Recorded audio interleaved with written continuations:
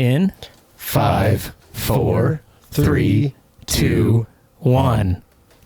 That couch? That's like a homeless person's nightmare. Huck it. It's the Gnar Couch Podshow. Full sense stupidity from head to toe. Nardcouch is the gnarliest. We're bumping that shuttle like it's baby making time. The Gnar Couch Podcast is for people of scum. 4 riders, dust clouds rise, stunting under Utah skies. I really want to start tonight's show with an apology. And this is going to go out to the 82 people who watch us on YouTube. We just now got last Wednesday's show up on YouTube. And it's all because of John Clarkson's 5-year-old Mac that will not produce any videos. I have an old Mac. It's whack. It's out. He sent me like some pictures of what it was doing. As I don't even know what that means. Mac boy. I don't know what quick key you need to press to get to that screen. Why are you saying sharing like you're giving a toy to another kid? Just say exporting like everything else.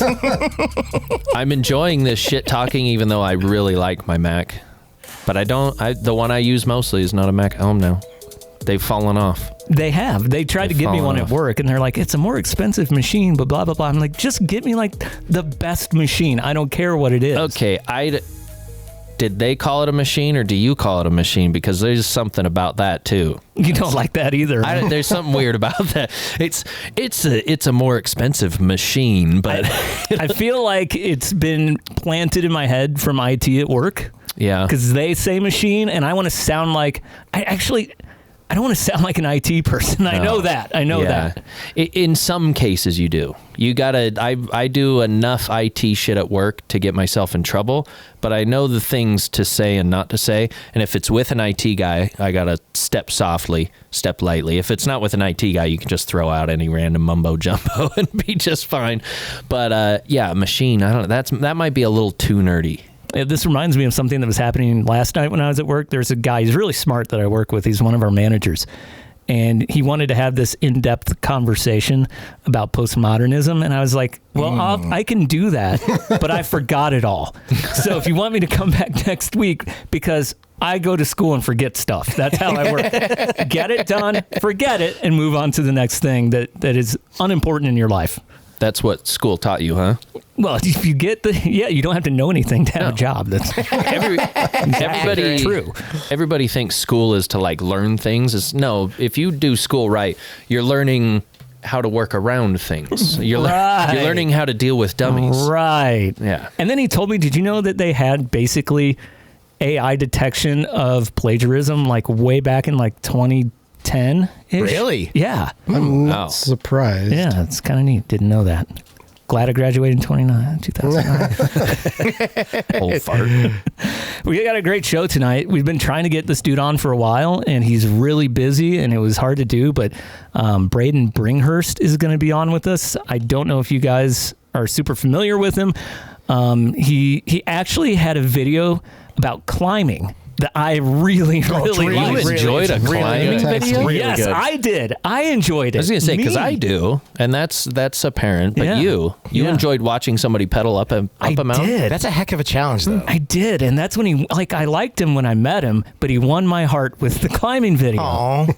Did it make you go get on your bike and climb? No, I was not inspired, no. Do you want to hug him now?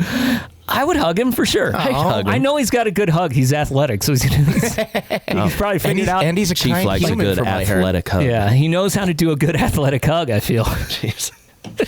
Chief will take any athletic He's hug. an All-American in hugging as well. I don't know if you guys know that. Huh. Wouldn't surprise me. I mean, he was a track and field All-American. Yeah, he's a really, really nice guy. Yeah.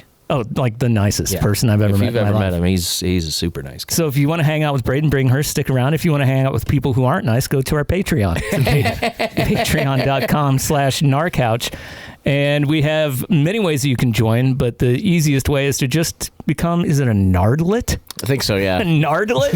Who came up with that? I think that might have been either Sponch or Kenny that came up with that. I mean, it is pretty good. What's the next one up? Narmadillo? Yeah. And then a Sponcher, which I think is still funny that we still have that. Yeah, we do the best. But we are opening them up to like bigger sponsors, like we have to figure out names for them, but we'll see. 50 or $100 if you want to help us out. Yeah, get your live read Get on your the show. reads. So you can go to patreon.com/Nardcouch, and for as low as $4.20 a month, become a patron. And honestly, if you like the show, it's the best thing you can do for it, because it's hard for us to get any sponsors because of, I think, what Braydon mentioned before the show. We're kind of honest about things. Yeah, we speak our minds, actually. Yeah, and a lot of people like it. They just don't want to admit that they like it. That's pretty true, actually. Yeah. So I usually roll my windows up if the show's ever playing at the stoplight. You just give it a couple cranks like down. Office Space. Yeah, exactly like that. And just start kind of mumbling instead of singing along. and you get some good extras, like an extra hour of the show, basically. And then I saw that Jimmy posted An animated Baiku. Ooh, really? It's really funny. Yeah, it's You good. haven't seen it? I want to see it. No, I haven't. Okay. We have figured out, other than like the fat people mountain biking, the other best way to use AI. And it's Jimmy's memes and then our songs. The what was that? Who sent the urban downhill fat guy? I don't know if I sent that one. I but sent I a lot saw of them. that one. Definitely saw it. That was like one of my nightmares. Yeah, for sure. That's what do they call that? Nightmare fuel? Yeah. By the way, Cheef wins. I hit the over and I haven't sworn yet. All right. I even said heck earlier. Okay, now you let's jumped the gun, though. now that he's started talking, because he's been sitting there waiting to talk. He's been sitting there just counting. So now that he I've been started watching talking, the time. yep.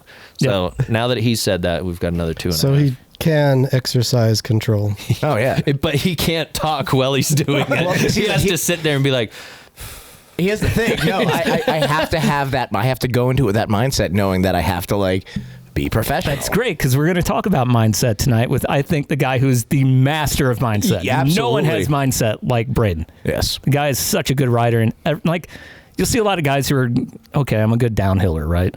He's good at everything. Mm-hmm. Like, if you can climb all of the whole enchilada, just climb it.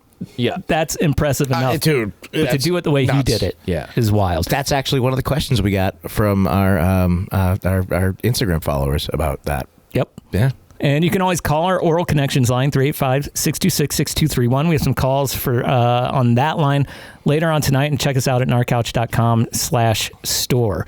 So I would like to start the show tonight with a question for Braydon that comes from our Patreon. Awesome. And this is from a guy who goes by the name of 5-Panel Lover. Your favorite. Referring to my favorite kind of hat. And Braydon, he says, if you could only ride in one area for the rest of your life, where would it be? Oh, it's a good question. Oh my gosh. Yeah. I mean, right now, I'm down here in Moab, and that's such a hard question, but I don't know. There's something super special about Moab, riding these rocks and like this natural landscape that I just love so much. So, and Moab has enough like actual descending. It's not like, I love Sedona. It's really pretty, but it's just such short descents, you know? So Moab's got that descending factor, but then it has a lot of the tech and stuff. So it would probably be Moab. Nice. All right. It's kind of hard to argue with that. Like he said, when you're out there, especially when you're a rider like he is, like up and down and like fun downs and tricky ups and techie stuff. Yeah. It's fun. And they're going to start allowing e-bikes, which means I can actually pedal it again. Oh, are they going to? Yeah. So rad, yeah. Lots of trails here are e-bike friendly. I'm really excited for it. Actually, I'm gonna start. My wife's super happy about it because I don't love Moab because it's been super overcrowded in recent years, and I don't love to climb. But with now that they're allowing e-bikes, like I'm very excited to go back down there and re-explore it. I was about to go back till you said they let e-bikes back. I don't know. Yeah, well, I was just saying before the show started, I watched a clip of you, Braydon, riding there in Moab, and I was saying, Braydon turns things that aren't gnarly into gnarly things. Yeah. Yeah, so it's just... I'm just always looking for like little things, you know, like landings, like extending landings with like the bank of the hill, or looking for gaps or different ways to make maybe just like the normal trail a little bit more flavorful. So I'm always looking for that stuff. Yeah, well, you certainly found it in the clip that I watched, and I don't know if we shared that particular one. I can't remember which one I did. Yeah, because he did the sharing today. But yeah, it's always impressive. Ooh, yeah.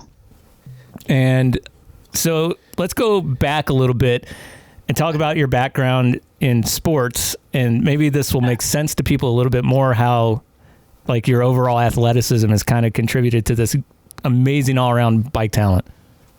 Thanks, man. Yeah, no, you guys are so nice. No one's ever said that. Wow.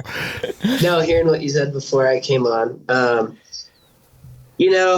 Yeah, it's just kind of a interesting place I found myself. Like when I was a kid, all the way up through I was 18, I loved biking and I raced my BMX bike. And one of my dear friends, Mitch Ropalato in Utah there in Ogden, we traveled the country together. And, I always remembered how much I loved riding. And then I kind of gave it up for a while with school and a mission. And I was like,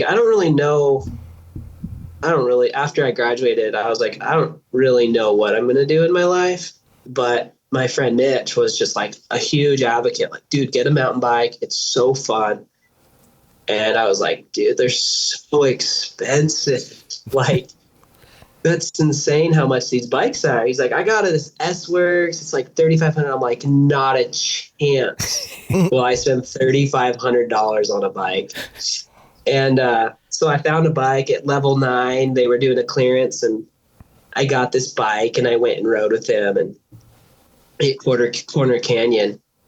And we like did this loop, and I was like getting all into it, total greenie, super goof. But I was just loving figuring out this new sport. And this was like in 2016. I have a photo. I'll shoot it over to you. It's so funny. And I rode and we did a loop. I think it was like Rush or something.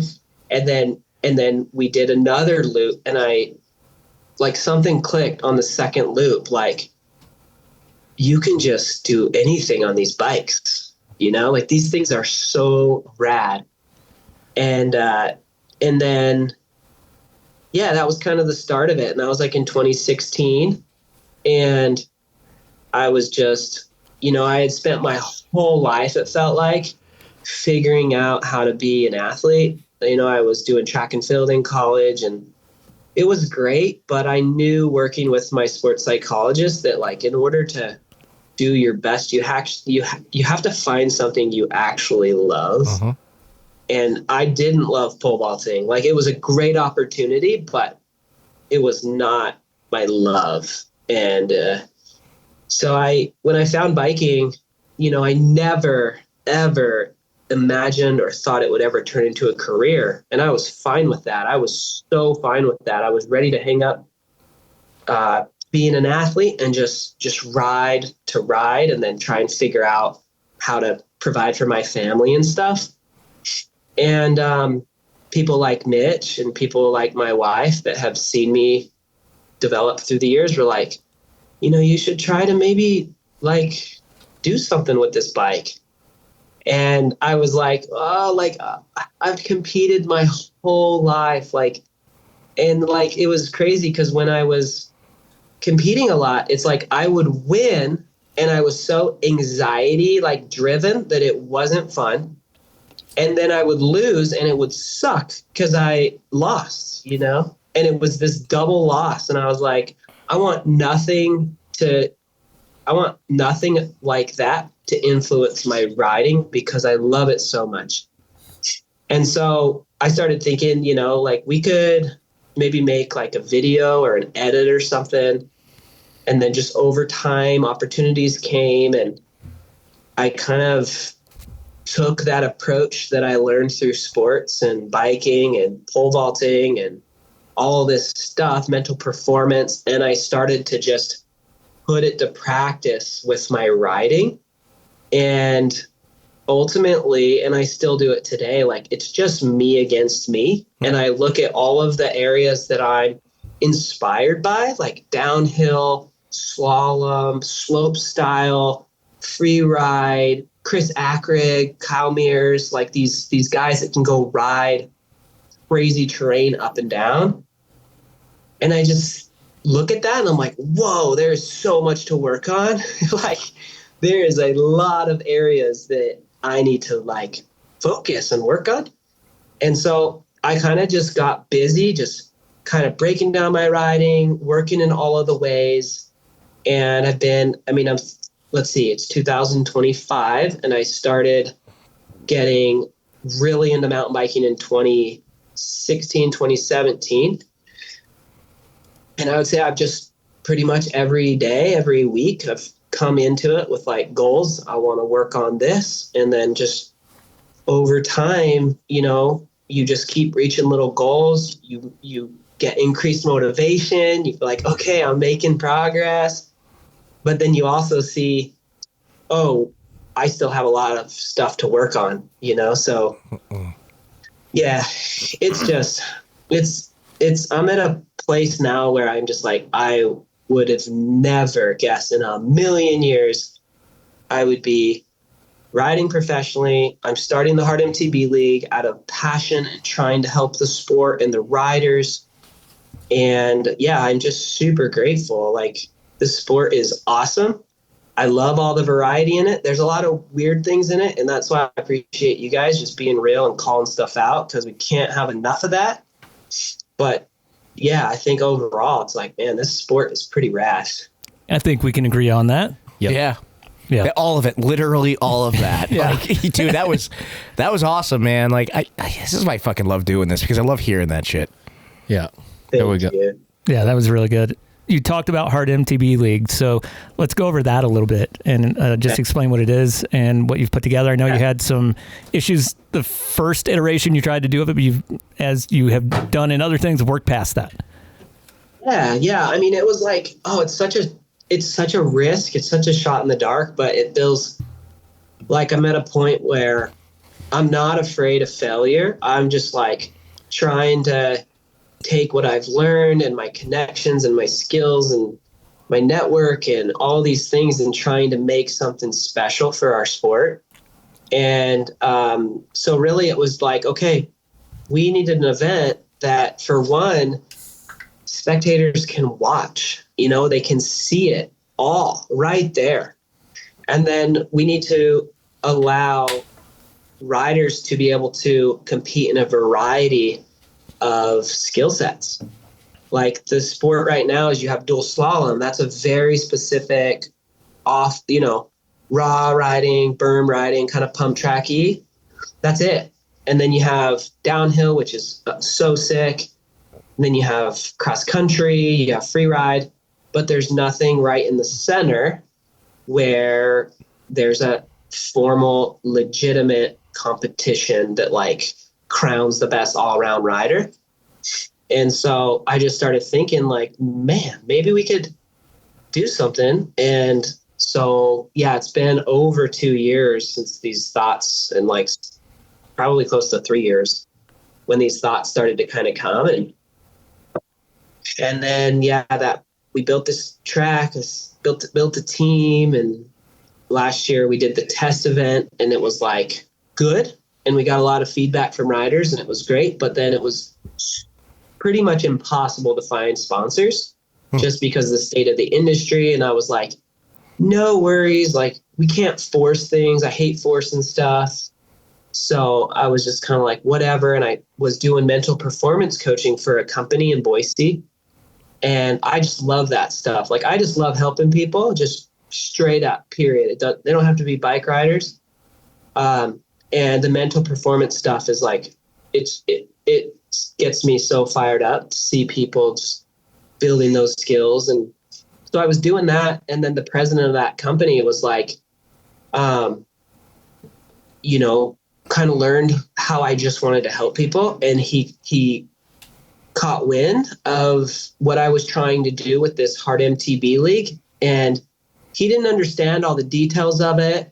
But pretty quickly, he's like, oh, I see what you want to do. You really want to help these athletes be their best. You really want to create something for the fans. You want to, tell stories around these athletes. And yeah, it's just becoming a thing. And this last week, we did a like a kickoff, and we, had our first race. It wasn't like super official. It was more of like a celebration, kind of fun, figuring it out. But next year, we'll have a new track. We'll have a qualifier. We'll have $100,000 going out in prize purse. And that's just the start. So if we can start lining up sponsors and get what we need to, our company it's in the documents that a certain percentage goes to that prize pot every single year, and it just keeps growing for those athletes. That's amazing. And then it's just like, man, I want to create something that is just so supportive. And the money is one thing, but we got, mental performance, we have physical performance, we have personal brand building. So we have people coming in and talking to the athletes about how to build a real brand. Because right now it's like, dude, you can be a pro rider getting paid, and companies are just like, do you have views or not? If you don't have views, you're not very valuable. And that just kills me to see so many riders getting dropped. And I'm like, there's something in the system so I'm just trying to help and make something good. So earlier this year, you had posted that you weren't really doing anything with the Hard MTB League. Take us through the emotional journey from when you made that announcement to the test event. I'm very curious about that, because that's a difficult journey for you. Yeah, it really was. I mean, it was a lot, because people were asking me, Hard MTB League, like at Sea Otter and stuff. And I was like, yeah, like it is what it is. Like, we don't have any sponsors. Like, it's not going to happen. I hadn't made that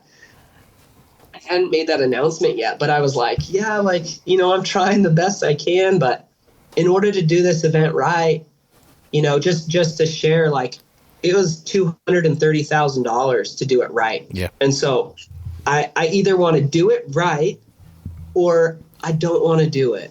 And so I just kind of held to that, and we didn't get sponsors, and I was just like, you can't force things. I'm trying to do what's best, but ultimately, like, you just can't force things. And then Adam Pischel came into the picture, and all of a sudden it's like, let's make this happen. Like, this has the ability to do something really special. Mm-hmm. And so it was like May or something, we went full gas and started shooting the new media. We've prepped the track. I mean, that thing was grown over with weeds. It was terrible.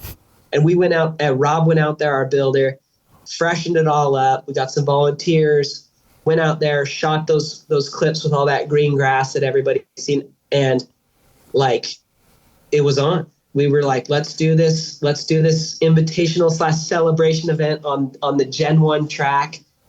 And we just started, talking to riders and starting to put together all of our things. And before we knew it, it was here. And yeah, I'm super, super thankful. Yeah, it looks like you got a cool thing going. You mentioned that it'll be like a good spectator event, but what are you doing for like media and like on the video end of that? Yeah. I mean, that's a huge deal. Like, Adam really, the new partner / anchor investor, like, he wants to help people at his core. That's why we connected so quickly. And, like, these athletes are incredible. Their mindsets are incredible. And so what we're doing is, we have the legit race, and that's going to get more legitimate, the timing, the structure, everything. But we're going to do a full docu-series that we follow these athletes. Like, here in the next few months, we're going to have a recap, and we had a women's camp, and then we had the race. We're going to do a little recap video.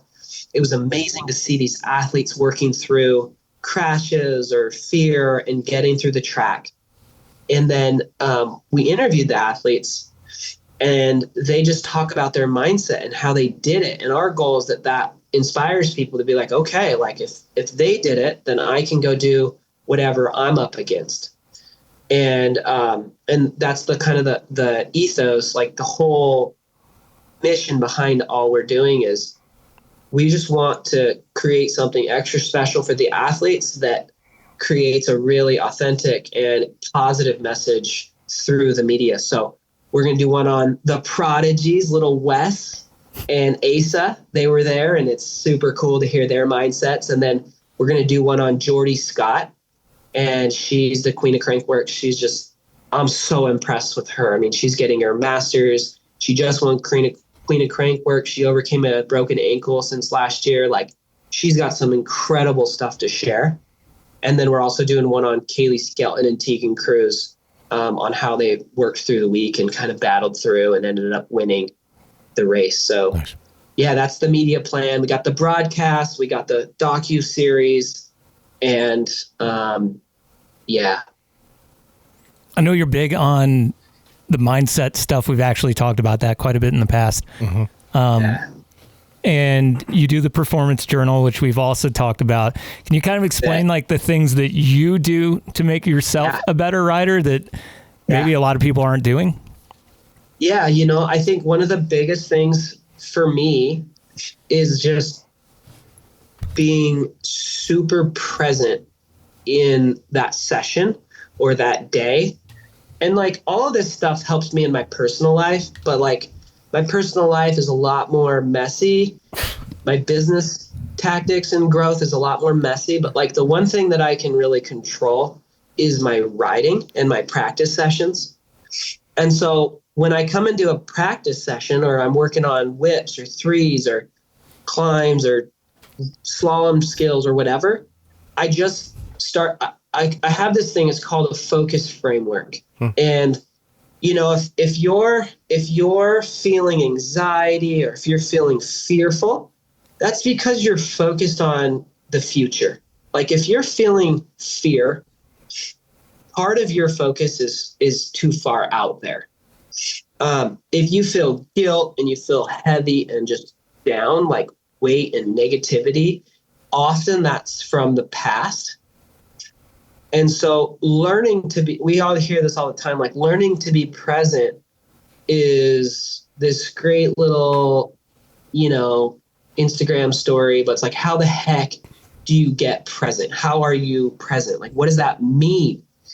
And so what this focus framework is you basically have your objective or the thing that you're trying to work on. And then you have 3 things you're focused on for that session. So if you're like, who here has been working on stuff and you're thinking about so much that it's just like your mind is racing and you don't do what you're trying to do very good at all? Have you ever done that? Yeah, absolutely.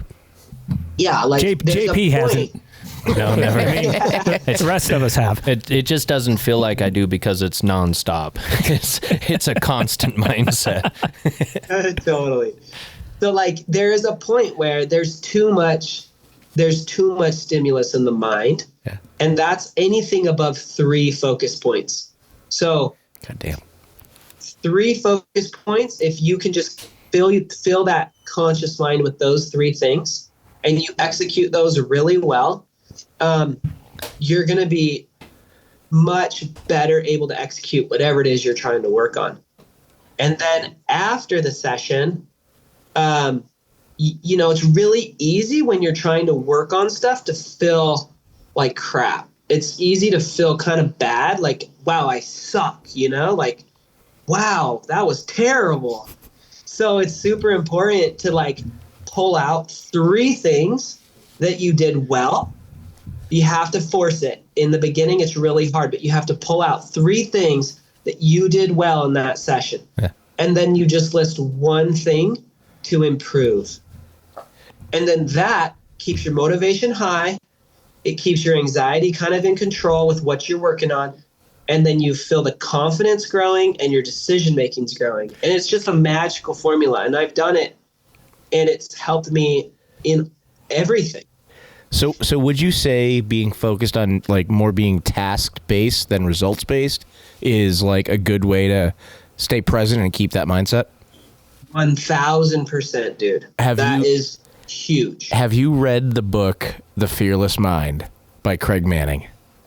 Oh yeah, that's definitely my mental performance coach. Like that's who I have worked with for a long time. I know that I think 3 out of the 4 of us have read that book, and I've read it and listened to it. It's one of my favorite books. Oh, that's right. And well, not the jerk handle. Well, 3 out of the 4. What do you think? I'm not. I know Jimmy. We just know JP can't read. Well, No. I mean, I learned about the book because of Braydon. So Yeah. Oh, did you really? Yeah. Oh, I didn't know that. Is that how the book came around the group? Absolutely. Oh, so I learned about thank it you. from Liz Mallon because Tyson makes the kids read it in Such Outlaw. a good book, and so my favorite part of that book is when he talks about the top tennis player he has that planned. They went through everything. They planned for it. She was playing at the number 1 rated player in her division or whatever, and unfortunately she ended up losing. But at the end of the match, he pulled her aside and went through the game plan and was like, did you do this? Did you do this? Did you do this? And she said yes to everything. And it made her realize that the tasks were important, that there were successes there. And even though the result wasn't what she received or what she got, that there's still a lot of successes there. And I think a lot of people miss that. They think that success is one thing up here that you get when you win. They don't remember that the successes in every step on the way. You can accomplish every single thing you want to at above and beyond and still not win. Yeah. Like you can be your ultimate best and still not win. And you can't be hard on yourself for that. In that particular example, I think he mentions that sometimes the other person is better. Yeah. That happens. Yeah, that just happens. That's life. Trust me, I've had it happen a lot. Oh, I trust all the steps. I take all the steps and get the little successes, but I usually don't get the big success. You can't beat yourself up over not winning when you're doing everything right. Yeah, not everyone's going to have like a meteoric rise or like this insane skill jump. Most people are gonna very incrementally improve their skill. Well, and just like Braydon said, how long's he been riding a bike before he got that good at climbing techie stuff and doing crazy stuff on a bike that anybody's like, how I can't even balance on my bike for 5 seconds, let alone up the side of a mountain. Yeah, for sure. But the good thing is everyone can have the positive feeling, even if they got, they hit a 20-foot gap or whatever. It's all relative. You might not be going 90-something feet, but it's still your biggest gap ever, so you're doing better and better. And he hasn't really talked about it, but I think one of the things that's most important, and I didn't start riding until I was in my 30s, and really until I was about in my mid-30s, and I'm 46 now. So learning all this has been tough, but after I got that book, I did get much better more quickly. Yeah.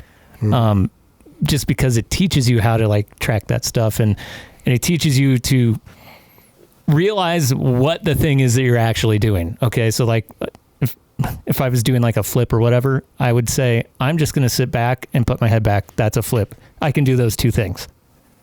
That's it. That's the flip. And if you can break it down into what it really is, that is very, very helpful when you're trying to increase your skills. So even if it's a big jump and you've done something like similar, you can say, okay, well, I've done a 40-foot jump and it went really smooth. What's a 45-foot jump? Yeah. It's not going to be that different. The only way I could do suis is pinch, push, pa. Right. I have to do it's those things. And if you just focus on those and accomplish those, that ultimate goal gets accomplished without you even thinking about it. It's break it down into steps. That's like when I get really angry before I hit that drop on Pyrite Plunge. I said it right this time. You don't have to do it with anger, Rob. Yeah, Rob, it's not sex. It reminded me that if I'm doing everything up to that point, that the result you're kidding, you're killing me right now. That the result is going to be there, and you're going to do it no matter what. Yeah. What do you think? You've done so much on your bike, Braydon. What do you think was the most difficult or the most rewarding thing that you did? Maybe both. On my bike? Yeah. I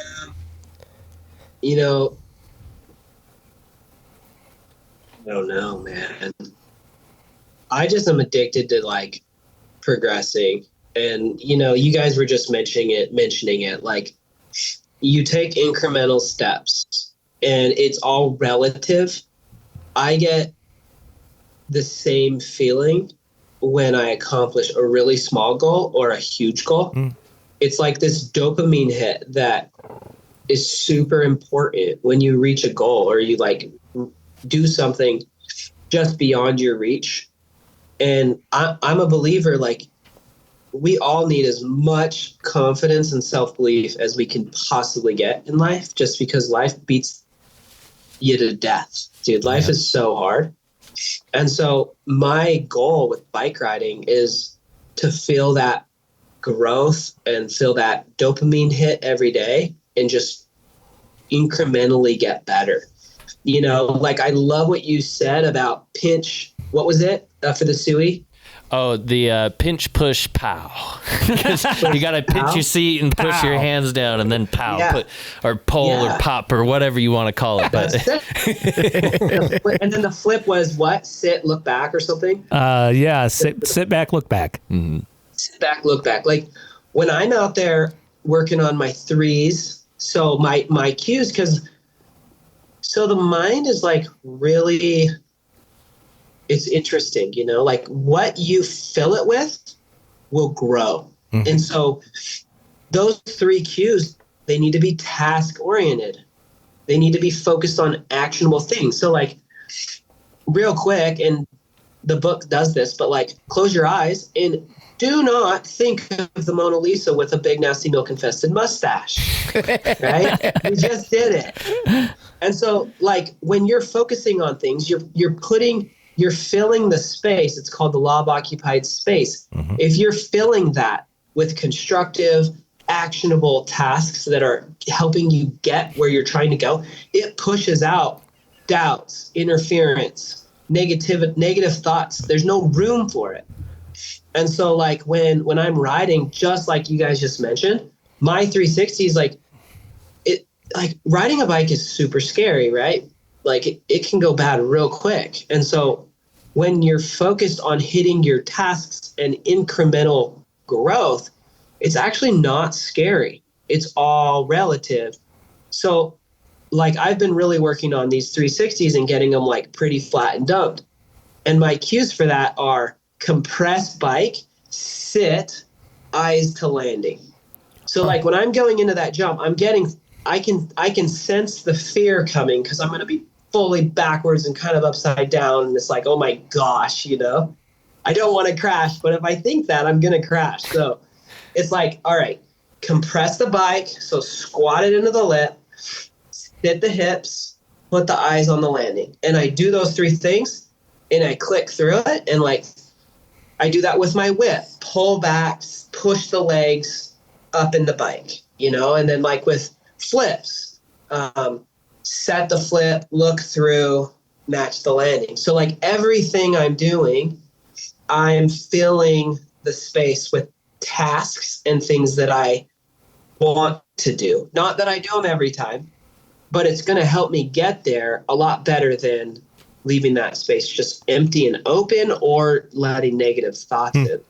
So has all this transferred into your business acumen for things like Hard MTB? Yeah, and like full transparency, like last week with Hard MTB League, it was the hardest thing I've ever done. Like, I'm not an event coordinator. I'm not a race director. I'm not a media manager. But like, we had a storm coming in. The race got pushed up a day. We had 0 rehearsals. The planes got canceled. So one of the individuals that was going to be over the full media plan wasn't able to be there. Oh. And I was like, all right, it's time to execute. Just like, what do I need to do? I got to focus, hit my marks. And, you know, by the end of it, I was like, I want to die. I feel terrible. But like, it was really helpful in that moment where there was a lot going on and I was able to still execute, get done what I needed to do. And I mean, like I said, riding is that space where I feel really good and I feel that confidence growing. Business, personal, it's such a work in progress. And I hope that it can help me like in those other areas of life. Yeah, But I think I noticed that when you were saying that, just like we talked about earlier, is like being, oh, thanks, Rob, talking about being in the moment.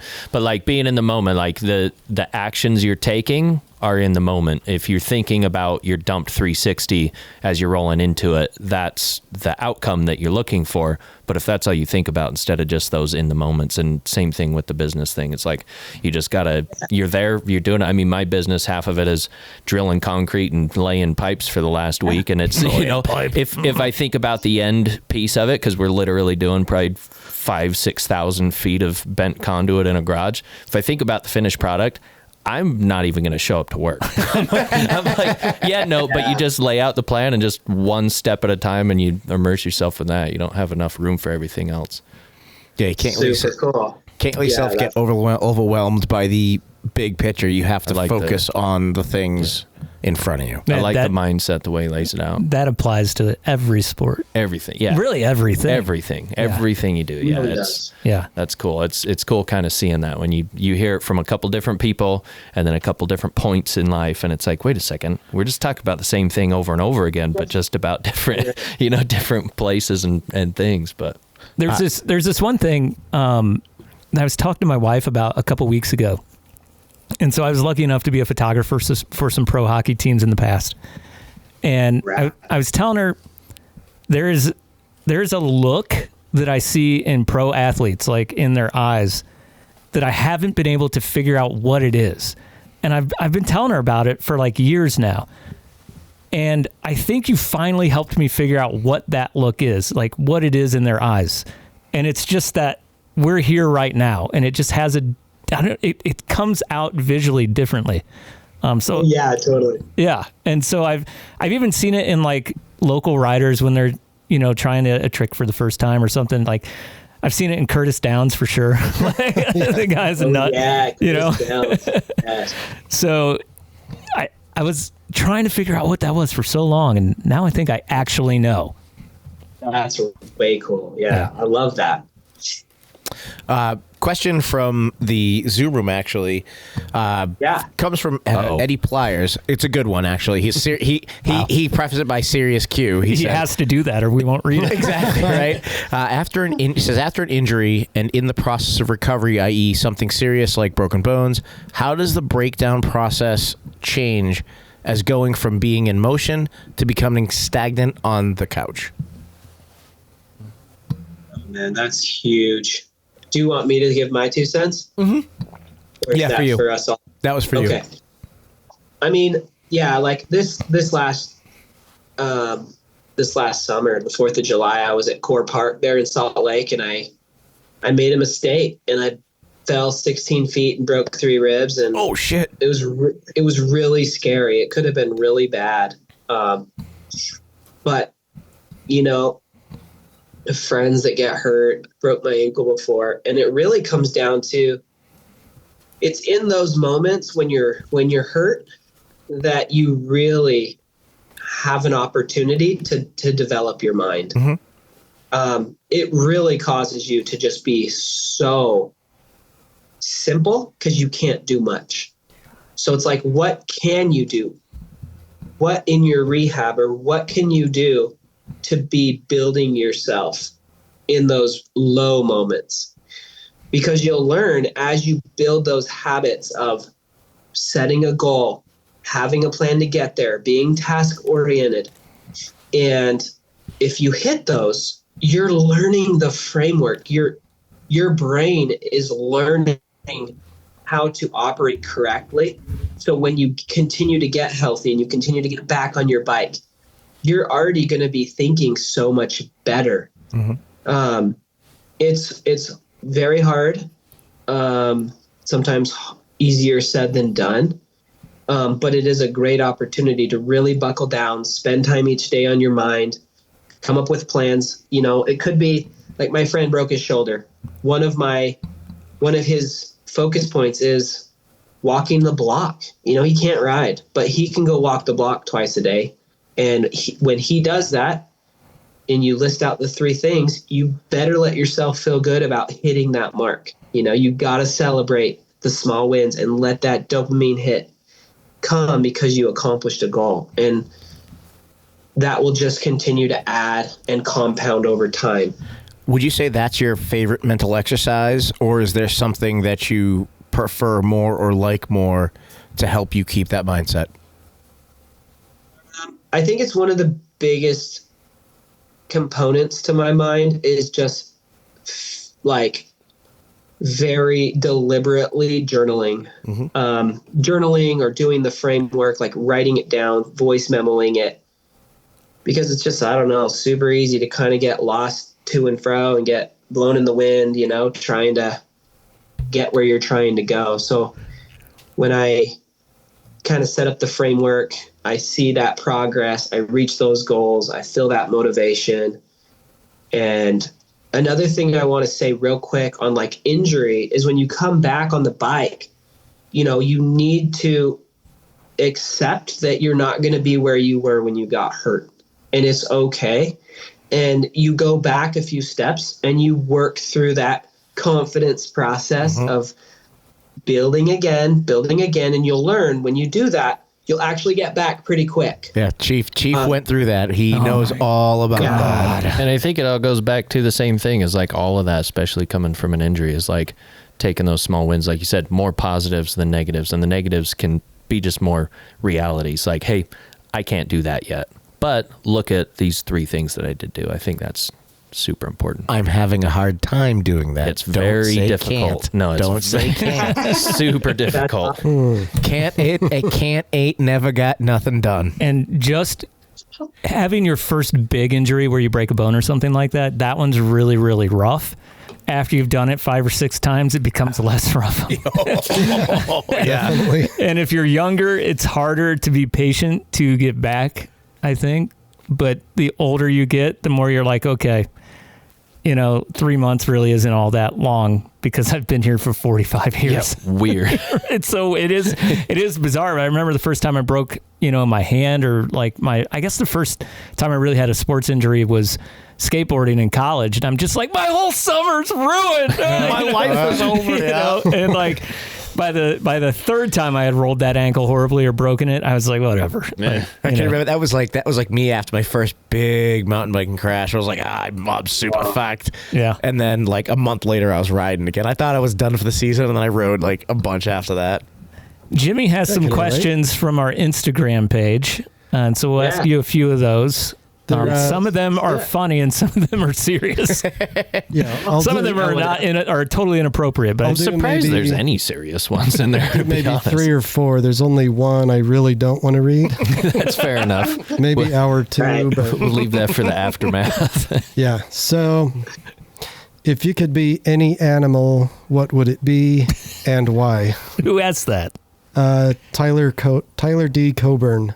Okay, that's weird. He's my neighbor up in voice. That's awesome. I would probably be like I think like a cheetah or something. I knew it was going to be a cat. Like I was thinking the cougar or cheetah. That's Cheetahs are fast. This one's important to me, but I didn't ask it. It was from Brooks Dahlmer. It's pineapple on pizza? Uh-oh. Question mark? Question mark. I had pineapple on pizza tonight. Yeah. That's a trip. What did we have? We had pineapple and... Jalapeno and pepperoni. Oh, jalapeno and pepperoni and pineapple on a pizza the other day. Sounds good. It was actually really good. From the shittiest pizza place. That's right. Yeah. Oh, no. I gotta ask for pineapple on pizza. No. Rob, get out of here. Get out of here. Our buddy 15-7 says, "Is Canyon Jones your son?" Canyon Jones? Oh, dude, I love Canyon Jones. My daughters love Canyon Jones. He's not my son, but he is such a great human. I hope to ride more with him. He's a ripper. Need to link up with him and ride. I'm stoked with what he's doing with Justin Olson down there in I forget what exactly, Pleasant Grove, I think. That bike park's super sick. Oh yeah. Oh yeah, super cool. I might go down and ride with them this November. I'm coming to Utah for Thanksgiving. So Nice. I think I'll finish with one from your wife. She says, or maybe it's from your daughter. She says, "Why do you like so many gummy bears in your cotton candy ice cream?" Oh, that is the purest question ever. Why? Yeah. Why? Oh my gosh. I just don't understand how they don't like that. Gummy bears and ice cream? How does it get? It can't get any better. Sounds like a Family Feud thing there. They don't understand. I got my daughters are like, no, get the gummy bear, because I love going to Cold Stone and getting the cotton candy ice cream with the gummy bears. And they're like, no, get the gummy bears on the side. You can add those later. I'm like, I don't get you girls. It doesn't make sense. It's not the same. Dude, you're awesome. You like what you like. I gotta ask, what is being clearly a dedicated family man, and from socials and things, and from what I've heard, being an amazing father and husband, what is it like? What is it like juggling the pro mountain biking scene and the family and all of the difficulties that come with it? Well, yeah, like I just feel super fortunate to be riding my bike for a living, and they understand that like it's my sport and I got to train and I got to put time in and it's my craft. And I take that and I try and help them do what they love. And, I try and take all of the things that I've learned and help them with whatever they want to do, whether it's gymnastics or dance or whatever.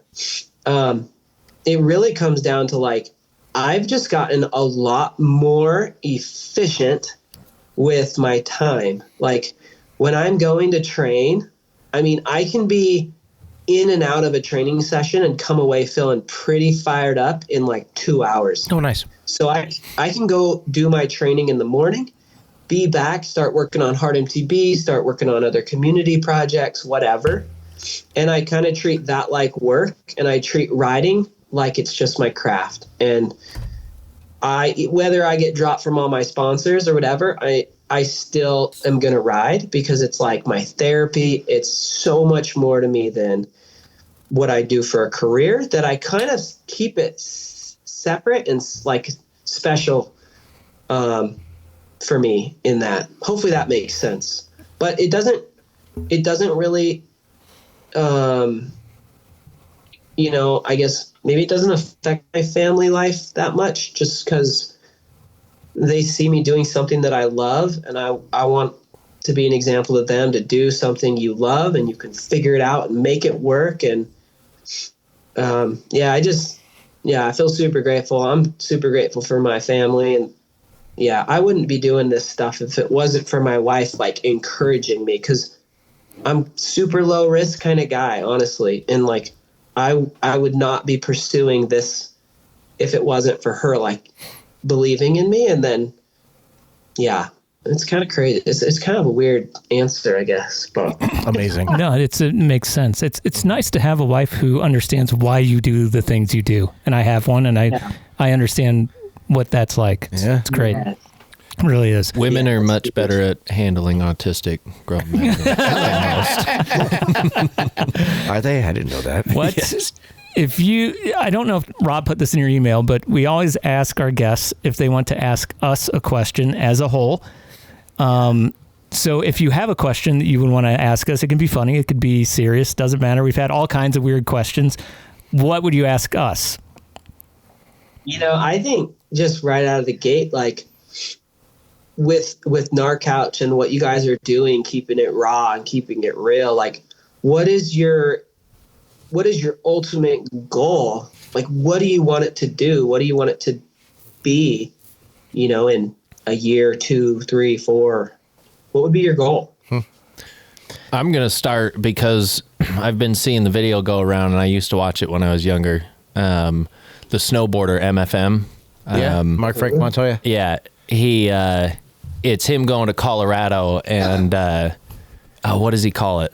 Like drenching or splashing or whatever. Yeah. He goes there and he like literally like starts like the video out where he's just like, I do this to keep snowboarding core, to keep, to keep people hating it a little bit. Keep it kind of on the rough side, the wild side. And he just goes to Colorado, no snow.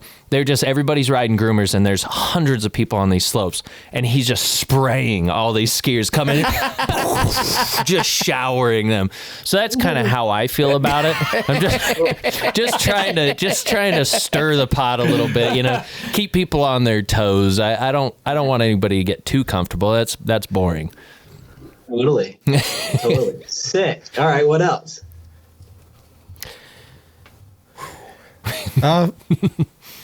It's not my brainchild, but for me, I just want to be on my bike, and I want us all to be having fun.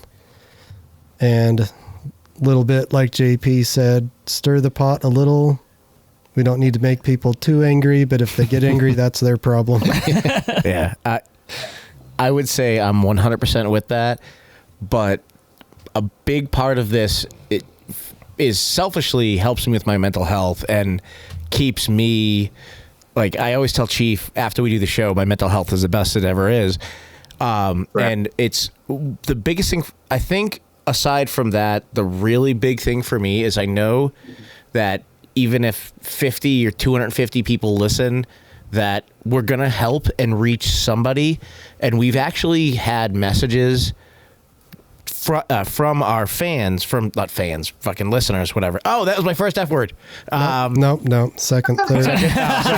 I think I'm in the double hands here. I don't remember swearing earlier. At least 30. Right. And just knowing that we're out there helping people and like giving them a laugh in some cases, or bringing them like interviews or discussions like this, like, and helping people, that's a huge part of this for me. That's why I love it, and that's why I spend 3 hours away from my kids every Wednesday night to come here and talk to people.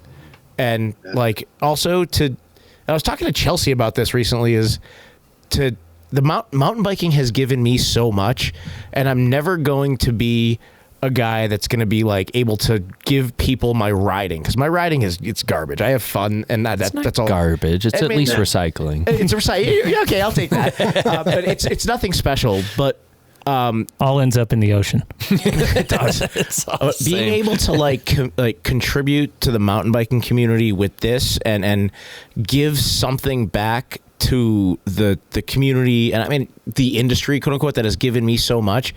That's a big part of why I do this. I think that's why you said that so much, is community. Cool. Yeah. Like the community part of it.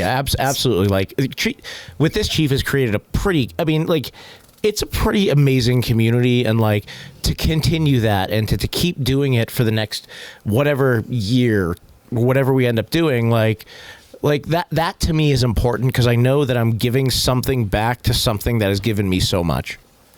That's rad. I think as a child who was completely ignored, I needed an outlet when I started it. So someone could hear my loud voice. But that has definitely shifted over the last 5 years. I'm actually really somewhat awkward around people. You are. Yeah. In a good way. Yeah, you are. And like people will ask me, like even last weekend when we were doing shuttles with a bunch of people I know, I'm still there. Like, I don't know like what to say to people a lot of times.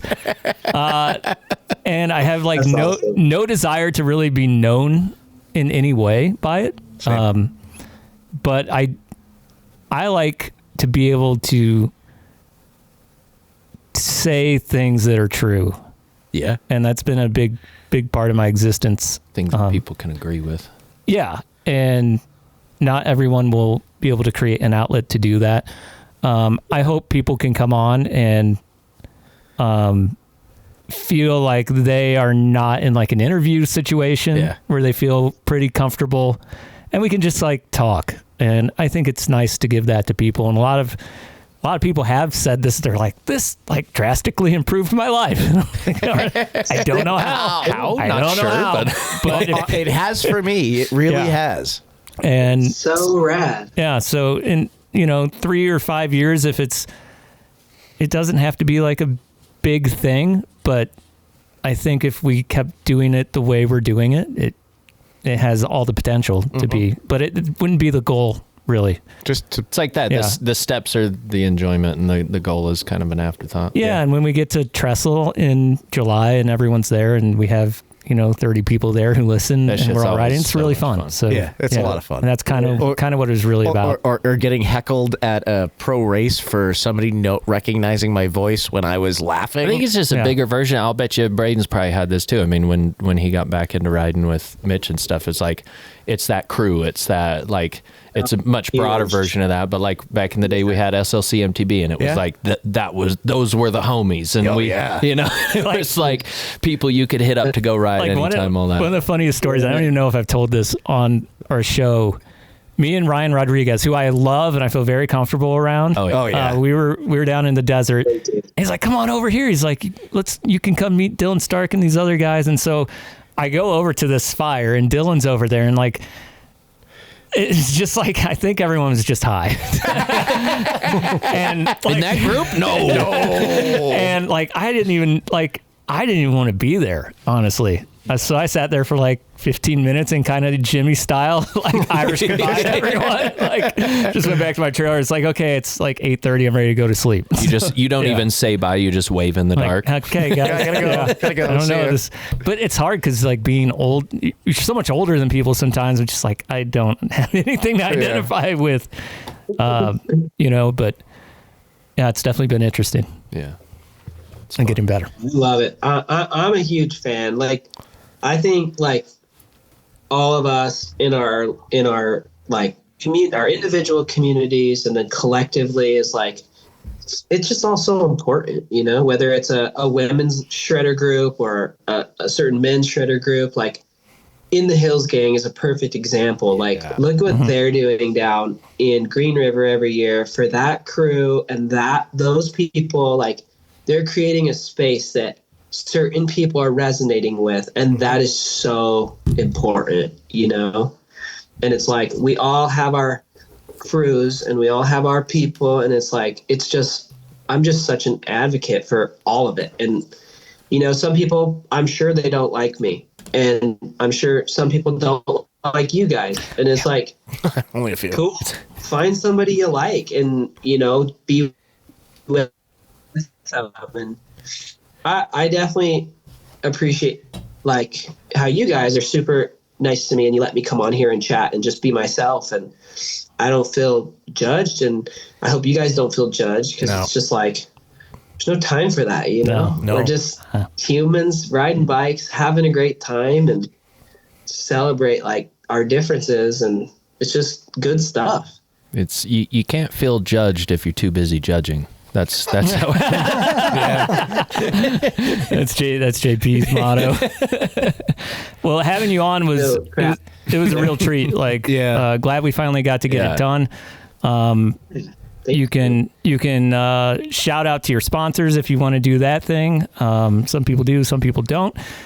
So go ahead and do that if you want to. And obviously we would have you back anytime, and we can't wait to see what you do with Hard MTB. And we're glad it's kind of in our backyard, and we can like actually. You should come up next. Yeah, we will. We're coming. We're going to come up there. Cool.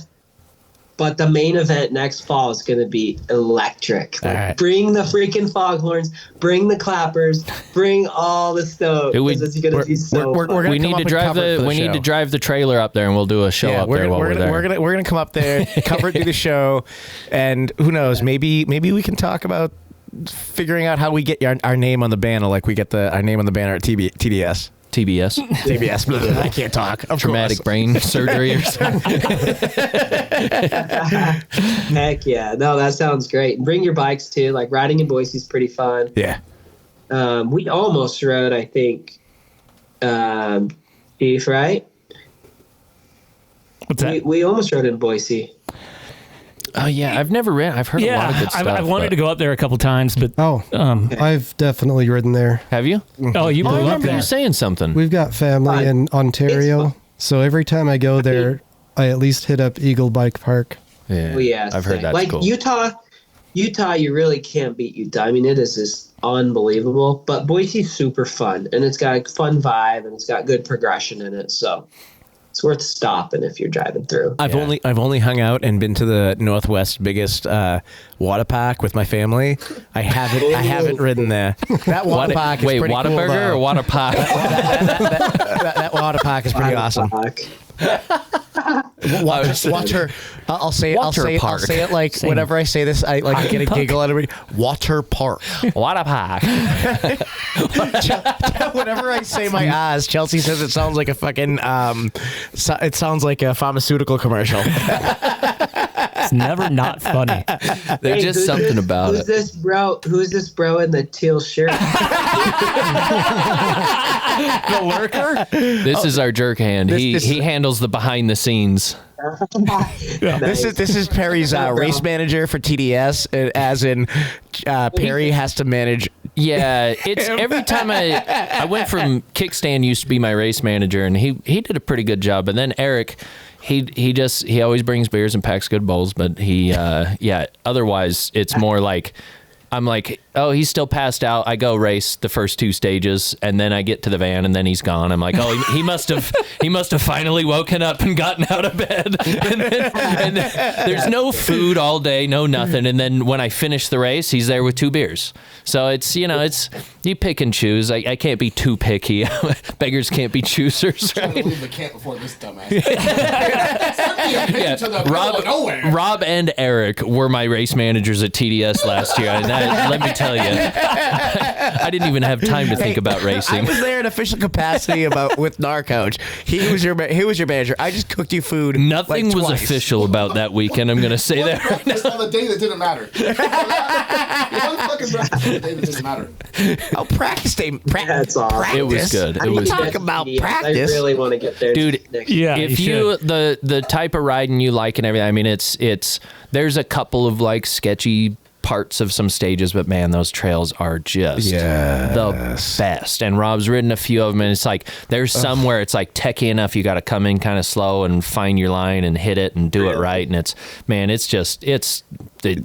looks fun. Yeah, it looks fun. I don't hardly race anymore, but that's a race I go to every single year. Coolest section of trail I've ever ridden is probably Vigilante. Oh, dude, I just want to go back. I want to drive out there and do a dig day for a weekend, just so I can ride that trail again. And it's one of the gnarliest like sections of the whole weekend. Awesome. But it's like it just gets gnarlier the more you turn it up as far as speed goes. Dude, you got to make it out. That's that really rocky where zinc slices needle a few years ago. Where it's just like it's not even like a riverbed. It's like a river canyon. It's like a gully. Dude, there's just it's like a drainage It's gully. like you get into it, especially when it's raining, and it's just sharp rocks like you'd see outside of a witch's castle, and you're just like, I see the light at the end. I'm going for it. Get up on the hillside. Yeah, dude, God. Email sounds so scary. Email the Sanchez family, dude. Well, and the camaraderie and stuff there. The community is awesome. It's all a family thing. It's really cool.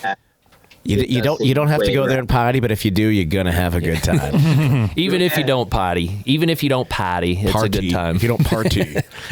Braden and I can go, I want to get there this year. We'll go to bed at 8:00. Yeah, there's some people that do that, and then you'll wake back up at 3 a.m. when I'm cawing up to my I don't know why that's my go-to when I get to that point.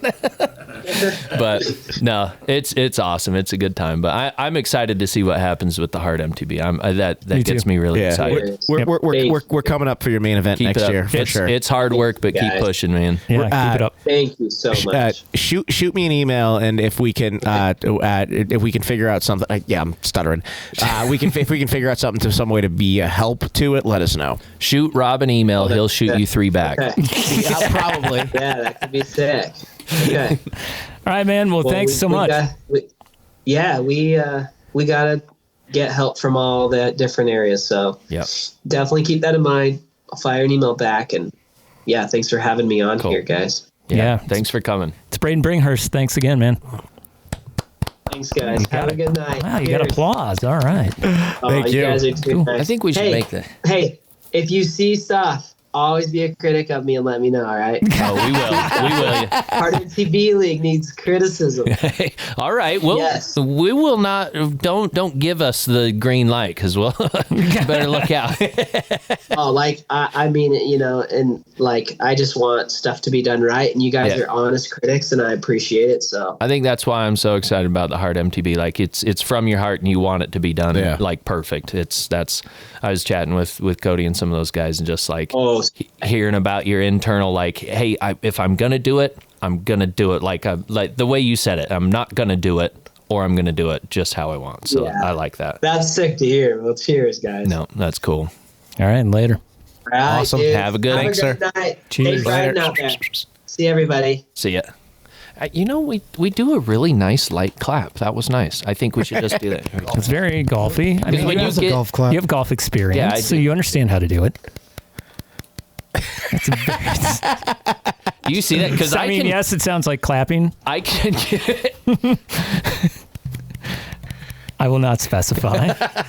Beyond, I can do a really loud, heavy clap, but I can also do a dainty. I got a message from another Jewish guy. Oh boy. He wants- Judy Stroyer. It's trying to take over. And he wants you to know that you have a substantial ass. A juicy one, huh? Okay, so I told that story today at work to the coordinator person that I work with a ton, and she absolutely loved it. I will give a quick recap of the story for those of you who haven't heard it. Some girl told him he has a quote unquote substantial ass, and he should make it clap. I had. Now, And he had, and he has. And then he did do it. But just like You missed the song, just like the song 80s were Rad Dad, my ass has disappeared like my trail skills. I just listened to that the other day, and I caught that. Oh, I like that. Made me laugh. It's And I thought of you. I'm not gonna lie. yeah, because my ass has disappeared like my trail skills. A little bit of his bottom has gone a little bit up top. It's good. It's only shifted. Yeah, to the front. don't say it left. It just migrated. Yeah, it's still there. I can always come back. I also recently told the Blumpkin story at work. Oh, Okay. Oh wow. my gosh. I thought this is You a can do newer what gig. you Don't can get fired already. You can do that. You He don't- works in construction. It's fine. Not the construction I do. He works in in office construction. Yeah. He doesn't work in the field. Like, No, I don't work in the field. I can't say that here. Like, if I told a Blumpkin story here while our front desk guy was here, I was like, the I'm thing pretty is- unfireable, but that would probably do it. See, the thing is, though, like because we manufacture homes, we have the site on site. So I walk out into the factory, and it's like beautiful. Rob goes out there, puts his pristine hard hat on, and just starts dropping no. Blumpkin stories. No, there's no hard hats. You have to wear your hard hats there. A hard hat. I don't have one. No of those. hard, no hard hats. You know what I was thinking when he was asking how Hard long? hat. Hard hat. Were you Oh, I get it. I see. took him? Chief's never picked up a tool in his life, so he doesn't know what a hard hat is. Well, he is I'm one, sorry. so I don't do that. I had Broke to, guy work. I thought about it when we first started. I had my camera back too far, and you could see the outsides of my arms, so they looked kind of skinny. So I moved my camera in so that I looked a little bigger, since I have to prove myself. I just don't know if you guys noticed it, but I put JP under me on purpose on our YouTube video. I see how Oh, I didn't see that. That was not an accident. That was by design. Of course. The camera takes off 10 pounds, too. it's always the camera's fault. man. But we do have a new setup for YouTube, so check us out there. Yeah. We can It is actually really cool. see us It now. looks good. I love it. Yeah. I'm psyched. I mean, it is weird because we basically are in a warehouse, it looks like, but I have a nice. I like the picture behind me. I close the door, and now it looks like I have like a nice wooden background. I look classy. You guys look like trash. Well, because you are classy. don't say look like trash, like your logo's right behind me. Look, well, do you Or do you notice just mean I in general look like trash? Shit, I was gonna say I literally took my work shirt off because it just said Ad Tech right on this shirt. I was like, we already have enough negative reviews on Google from driving. We don't need any more from this show. Do you really? Oh, hey, look, it's our HR department just walked in. My brother Jason. Here's the HR department. So you get a golf clap too. Yeah. Does this mean I can say the F word now? Not that one. Not yet. We're not there yet. It's not that time to show yet. Not that one. If you ever have any problems at ad tech, you go talk to the HR, and it's Jason. So then you end up not having problems. You don't. He'll just give you shit. Makes it good. I don't know if you guys have sunglasses, but if you need some, you can get them at enjoywinter.com. There's a company called Blizz that's been with us since like the third week we started doing this. Since you posted, I need anybody want to sponsor me on Instagram with your video. And Jimmy's got new ones. Oh, dang. These are fake Blizz because I left mine at home. Those are blows. Blizzranas. So they're not Blizz, they're blows. We're doing a Blizz read while Jimmy's wearing other sunglasses. Now we're back on brand after all the Braydon Bringhurst. These are like $5. This is all adding up. I don't know, man. Like I've beaten the crap out of my Ignites, and they are still going. I need to bite on the pair, but like I don't have to. They're so good. I know. I picked mine up off the floor of my car today. It's like, that's where they are. I like went to put my water bottle in my cup holder in my truck, and I put them on top of my Blizz. And it was like, and I drove to work with them and took them out. I was like, oh, wait a minute, not scratched. That's amazing because those Stanley things are pretty heavy. Yeah, I don't have it's the same difference. He's got the titanium one. It's the same thing. It's a Stanley in a water bottle shape. The past year, I've just been shooting myself in the eye with my BB gun while I have them on. Oh, and yeah, it's still fine. It's totally fine. It hasn't made it through. You keep them wide open. Yeah, you Kurt Cobain yourself with your pump. BB gun in So that would be because I want to prove how good they are. I have a BB gun pistol, but not many people have like a BB pistol. So I have a guess that you probably have like a lever action style, and you can't like your arms aren't that long. Right. Yeah. So you got to. It's a 10 pump. You got to use the toe. Mine. I could use it. Like if I talk to you and you don't know what a Pumpmaster 760 is, I hate you immediately. Pumpmaster. I know a different version of Rob's like, I have a Pumpmaster 690. That's weird. I didn't know you enjoyed those too. Damn, Chief, I didn't know you were the freak. Rob gets his at the urologist. He gets a prescription for the Pumpmaster. Oh my God, I just thought of something really bad. Okay, sorry. Do they make one that not wide? my bag. Yes, that's not my bag, baby. Oh man. Anyways, Blizz. That was a good little tangent. If this could be your read, okay? $50, $100 a month on Instagram. This could be your read every single week. It could be this good. It might end up being 20 minutes long. You never know. You'll get so many mentions. Everyone's going to remember Blizz after this. Yes. So it worked. Because Blizz on your face. Get on their website. You might get 30% off on a Pumpmaster. Or a sauna. I might actually literally try that. My Jordan has been talking about getting one. And I was like, oh, hey, actually, I have a thing. Mm-hmm. So we might test that. Well, I see that Jimmy doesn't have Blizz on his face, but we won't. I don't want to make him mad. So good job, Jimmy. Enjoywinter.com. Use the code SPONCHESMOM, SPONCHESMOM, and it will get you 30% off anything at enjoywinter.com, including a sauna, if that's what you're looking for. And here comes the Baiku. The following Baiku is based. What's with 6'7"? It's a dumb way to say meh or shrug your shoulders.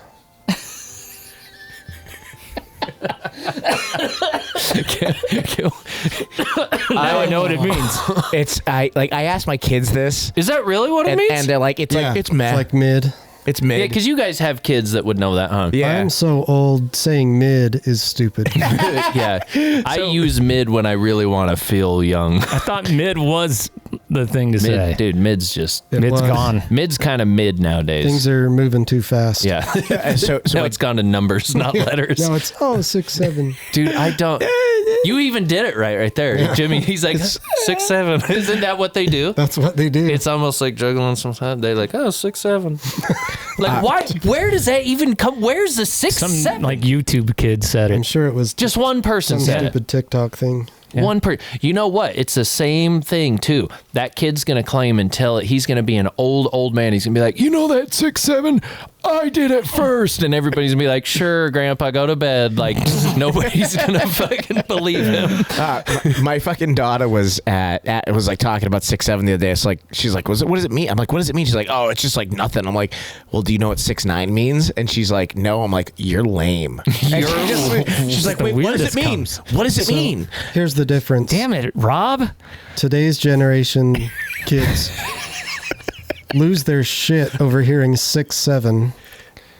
When Gen X hears 69, we're just like, nice. Nobody freaks out. At the gas pump, it hit 69. You're like, nice. I told you about the shirt I had that my best friend got me that said sex limit 69 when I was in high school, and I'd always wear it around my girlfriend, and she'd get so pissed off.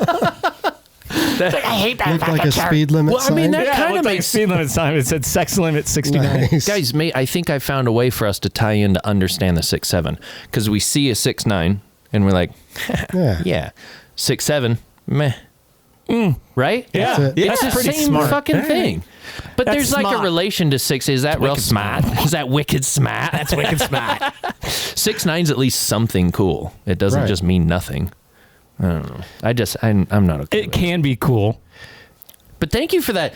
You know, this whole episode has been informative, and I feel like I've been in a paid class because I learned what 6'7" was just now in a very fun way. From the oldest one in the room. Yeah, like literally. I don't have kids. I don't hang out with kids. I don't know any of that. And then the whole thing with Braydon, I feel smarter. I feel more enlightened. You are wicked smart now. I'm more awake. I need to reread that book. It's so good. I need to read it. I need to read a book. Just read it like once a year. I didn't give Rob too much shit because I have personally said on here I've read like half a book in my entire life. So I've read a lot of halves, but I don't have the commitment to get all the way through. Yeah. Not a finisher. No. If you're listening to this as a podcast on, say, Spotify or Apple Music or YouTube Music or whatever, or you're watching on YouTube, this show has a second half that you can get on Patreon. That's at patreon.com/Nardcouch for as low as $4.20 a month. You can hear all the stuff that we're going to talk about on the next part of the show, which includes our Oral Connections line. We have our question of the week, which we do every week on the Patreon show. It gets a little bit more old school. What do you call that? Is it a Siamese twin where they're conjoined, or a conjoined twin? The latter half, twin. Yeah, the latter half is like the ugly, nasty, more interesting but ugly, nasty version. Yeah, right. Right. That's exactly what it is. Yeah. I feel that. Okay, that's a good analogy. I like that. Pay for the conjoined twin that you want to look at. It's like a prime Arnold conjoined with sloth.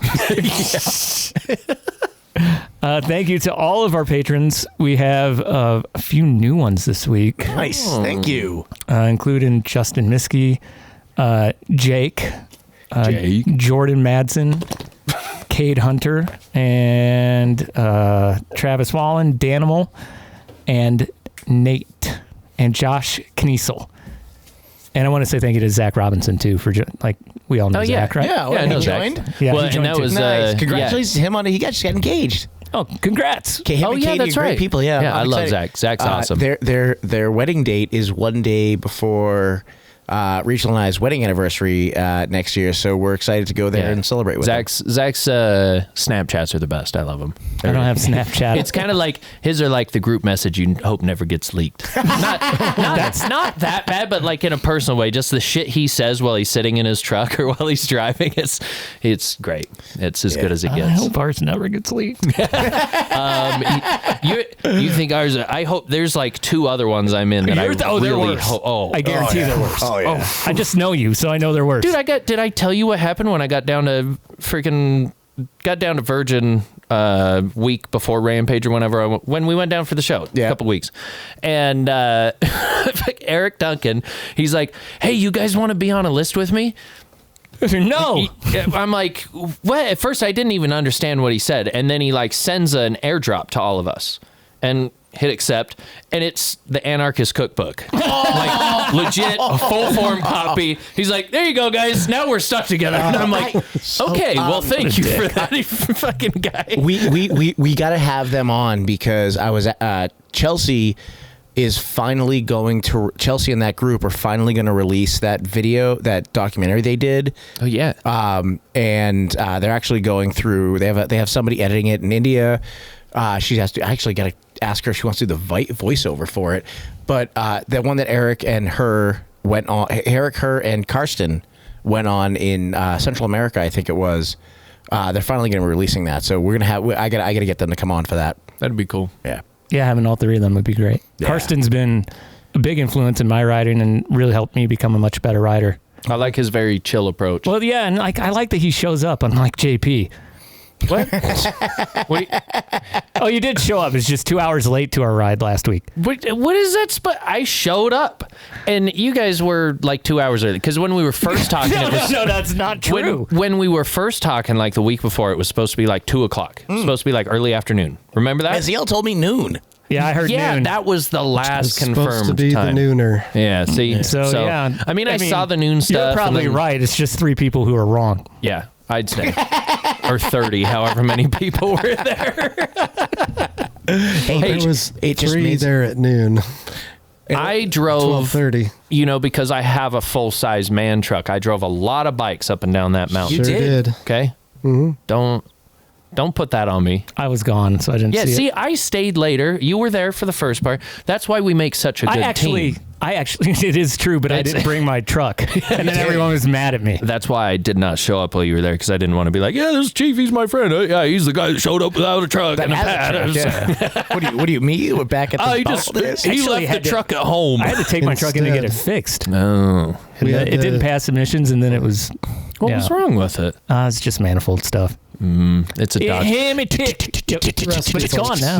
Nice. So instead, we had to shoehorn our bikes under Rob's rooftop tent. It's a lot of exercise. See, I have those were some good shuttles. Those at least good shuttles. Listening to the album. At least Rob has a tent on top of his rack. I just have a rack in the back of my truck with no tent on it. It was a nice seat. Yeah, it's a good seat, and I have bikes. and I have like a 20-foot bed, so you can just kind of drop the bikes in anyways. That was fun. Cruising up that road with Jimmy was fun. Just hanging out there, and that was a good time. The day didn't end well, though. Yeah, I was gonna say it was Jimmy can't it did not. Jimmy never has a big group ride that ever ends well. Never, ever. Well, I it's should have because left when Cheef did. Because I got 25% of a run over the next 3 hours. Yeah. Well, and I didn't even get a run.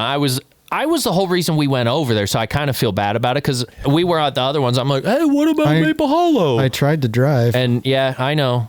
Multiple people like, go ride, Barry. I'm like, nah, there's probably a reason. I got this little feeling, and I don't like hauling people off of trails. So I was like, I'll wait up here. Good, because you would have got like a sample, and then it would have been wrecked. Yeah. So it's probably better. We would have just done another lap over there if I only got half of one in. I would have just been like, no, we're doing another one. Why does someone always die on that trail? I also would have just, obviously looking at me, I would have just thrown her on my shoulder. We would have had her up in about 10 minutes. You guys took like 3 hours. I would have just lift a thing. Her knee was at like 45 degrees. See, that's where you just, I was just like, throw her over your shoulder, put her pant leg in your mouth, and hike her up. So whatever's fucked up's already fucked up. At that point, it's just feelings. Clip that. I just did. No, but she is the sweetest gal, and I feel really bad. Really cool. Like Jimmy said, he was saying her leg was not straight anymore from her knee down.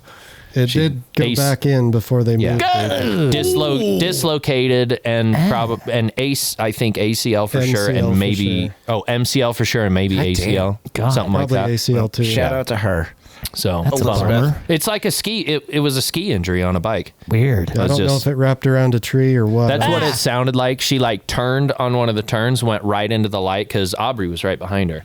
She said she went right into the light, overshot the turn, just flew out into the trees, and I think that's what happened. She probably folded it over one. Yeah, speaking of Aubrey, happy birthday to... It's her birthday? Yeah, it's today. Happy birthday. Birthday time for you. Happy birthday. Something I couldn't think of something catchy there. And she doesn't like us talking about her, but I will tell you this one thing, and we must drop the subject. She has a new nickname. What is it? Little Big Huck. Little Big Huck. And she's embracing it. I like that. Yeah. I like that a lot. So if you ever ride with me, you will highly likely also be riding with her. Yes. She sent me a message and talked shit. I just saw it the other day, and I feel bad I haven't messaged back. She sent me a message, talked shit about how I cuck to libs on the dating apps. Sounds right. She said something about my pronouns in my profile, which I didn't make my profile. I haven't even rebutted with a message. I feel like a total tard right now. 'Cause she's like, probably get a lot of likes from the libtards with the pronouns in your profile. Oh, I love Aubrey. She's so great. She's awesome. She's fun. Okay, into the next part of the show. If you are a Patreon subscriber, you will get that half of the show. A lot coming up there. If you're not one, become one. Nardcouch or patreon.com/Nardcouch is where you can join our Patreon for as low as $4.20 a month. And thank you to everyone who does. And if you already are, tell your friends.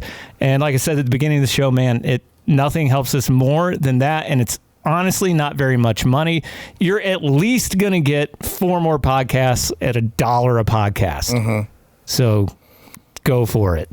Gives you another 2 to 4 hours of stuff to listen to each month. And since, as Braydon mentioned, we kind of just say things that we want to say, not always easy for us to get sponsors. So yeah, it really, really helps if you can jump on the Patreon. We can't get sponsors out there. So please be a sponsor. Right, so be a sponsor.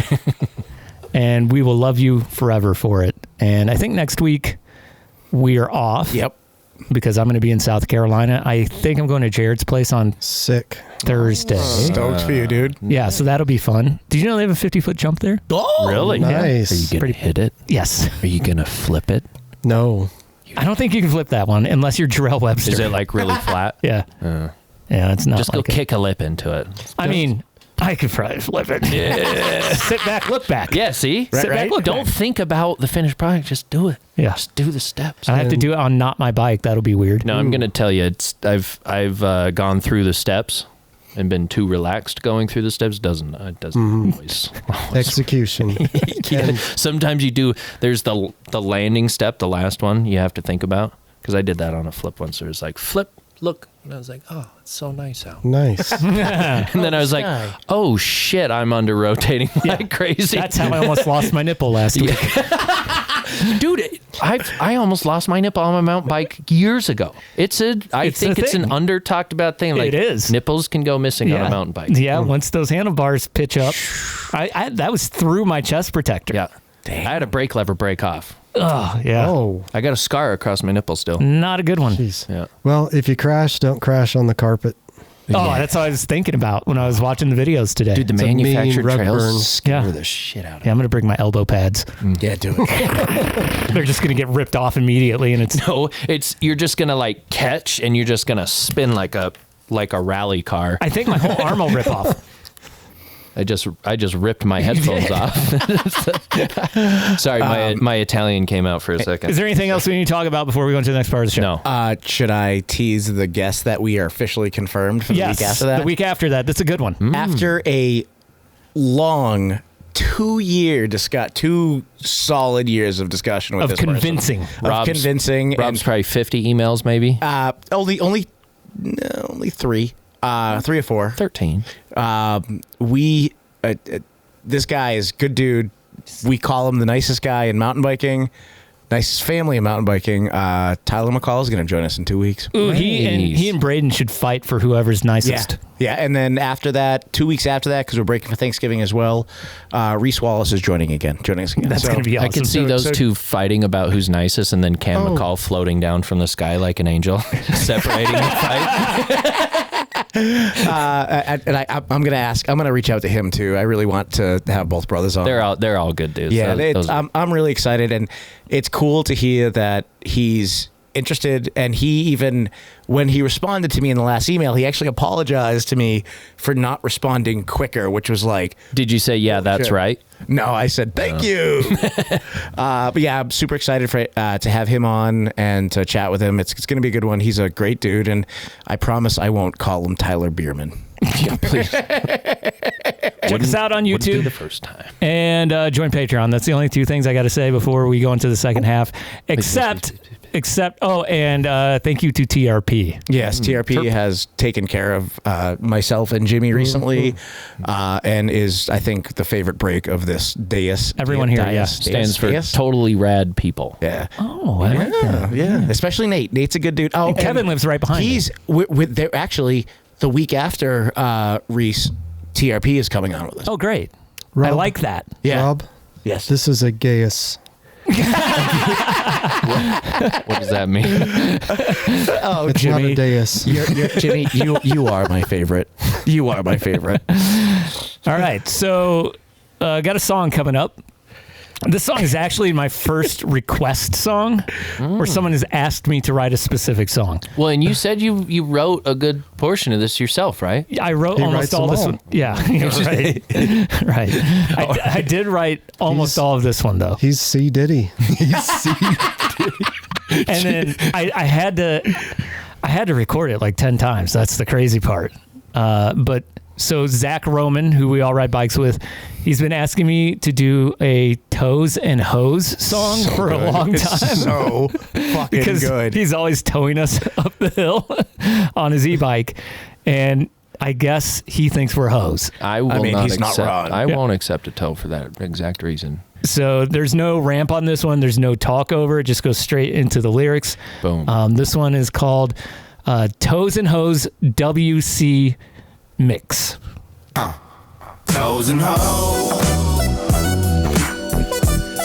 Gotta get those toes and hoes. Yeah. We're running a train up the single track lane. Toes and hoes. Yeah.